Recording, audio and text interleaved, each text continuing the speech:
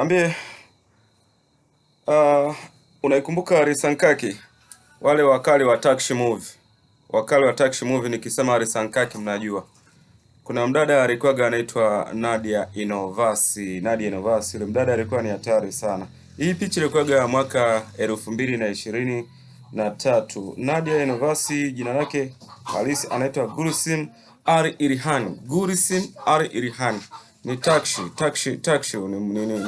ni Turkish, lakini asili yake huyu Gulsim sio ni Mturuki. Huyu mdada ni mtu wa Ulaya, sehemu moja inaitwa Bulgaria, ndo kwao walikozaliwa, ila Turkish katika hustling kaja Turkish kaja katika hustling tu, katika hali ya kutafuta na namna moja au nyingine. Maana unajua kama maisha siku zote huwa inajulikana kwamba uweze kupata ukiwa nyumbani, lazima ukatafute maisha popote duniani ili hali tu iwe ni halali. Alianza kuigiza mwaka 2012. Kabla ya kuwa mwigizaji, huyu mdada alishage kushiriki mashindano ya urembo kule kwao Bulgaria. Alishage kushiriki mashindano ya urembo. Kwa sisi huku tunapenda zaidi kuita Miss Afrika, Miss Tanzania, Miss labda kitu fulani. Kwa mashindano ya urembo, na alishika nafasi ya juu sana kwa kule. Na hisi alishika nafasi ya kwanza, alichaguliwa kuwa super modern competition. Kazi iliyompa umaarufu kupitia filamu inaitwa Diriz Etugu. Diriz Etugu. Hii kazi ndio iliyomtambulisha huyu mwanadada ama mrembo tulikuwa tunamfahamu kwa jina la Nadia kwenye Arisankaki. Alifanya vizuri sana kwenye ile movie ya Arisankaki. Kwa kazi yake ambayo ilimpa umaarufu ndo hii, ndo kazi yake ya kwanza iliyompa umaarufu.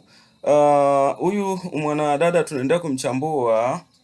Huyu mwanadada kazi mpya alionayo kwa sasa hivi, anayo kazi mpya inaitwa Bereketi Toprak.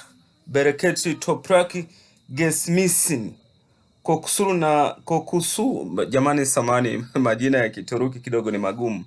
Inataka kutamka mpaka uwe mzoefu. Ni Bereketi Toprak Gesmisin. Kokusu na Asrik Ges. Kama umekalile itafute kazi yake. Hiyo ni kazi yake mpya 25-26, 2025 na 2026. Na hisi ndo amemaliza na hiyo. Huyu mwanadada tukisema tumzungumzie kwenye masuala ya uhusiano, alishawahi kuolewa, ila mahusiano yake hayakudumu, yalikaa muda mfupi tu. Unajua mastaa bana wenzetu wanaishi kama vile kimikataba, huaga mara nyingi hawapendi kung'ang'aniana kama kupe au kama sisi kibongo mtu hata ukimwambia sikutaki, yani hata kufanyia fujo mpaka ujuti mwenyewe. Kwa hiyo aliwahi kuolewa, lakini mahusiano yake ya kudumu yakaa yamekufilia mbali. Ashawahi kuolewa na mwigizaji alikuwa anaitwa Durul Bazan ambaye alikuwa naye mkubwa kwa kiumri, alikuwa akamzidi kama miaka 22. Kwa hiyo sijajua kama labda huenda kumzidi miaka mingi ndio sababu ilifanya mpaka mahusiano yalikufa au la, wanafahamu wao pia kirefu. Lakini pia walitengana, jambo lilokuja walitengana. Jambo la kuvutia zaidi kuhusu mdada, alishawahi kuonekana mara nyingi na Ugur Gunes. Ugur Gunes, nikisema Ugur Gunes nisikilize vizuri hapo nikufafanulie. Ugur Gunes ndio yule mwamba tuliyokuwa tumemwona kwenye Arisankaki. Mwamba mwenyewe ambaye ndio alikuwa Kamanda Ari. Ndio huyu jamaa anaitwa Ugur Gunes.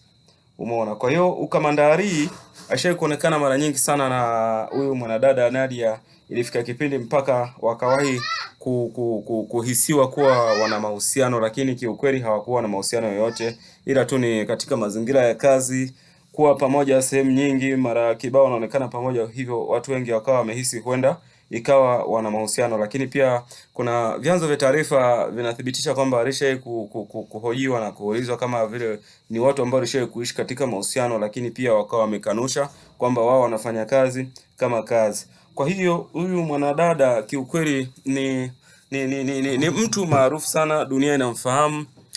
Pia ni mtu ambaye kweli kiujumla tukisema tumzungumzie tunazungumzia watu maarufu duniani.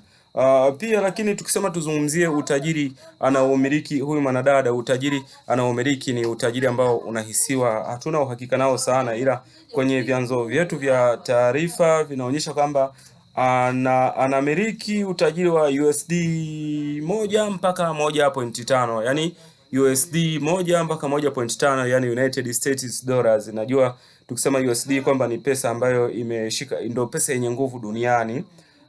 Japokuwa zipo pesa ambazo zinaonekana zimeizidi, ila sijajua kitaalamu nini, lakini ni pesa ambayo ni maarufu sana duniani. Hiyo 1 mpaka 1.5 ni sawa na 2.65 billions of Tanzania, 2.65 billions of Tanzania mpaka 3.98 billions of Tanzania. Kwa hiyo ni utajiri mkubwa sana kibongobongo. Huyo angekuwa kaingia kwenye rekodi hata ya top 10, top 5, top 8, 7, asingekosa kuingia kwenye hiyo rekodi, maki ni pesa nyingi sana. Ukizungumzia B ni hela nyingi sana.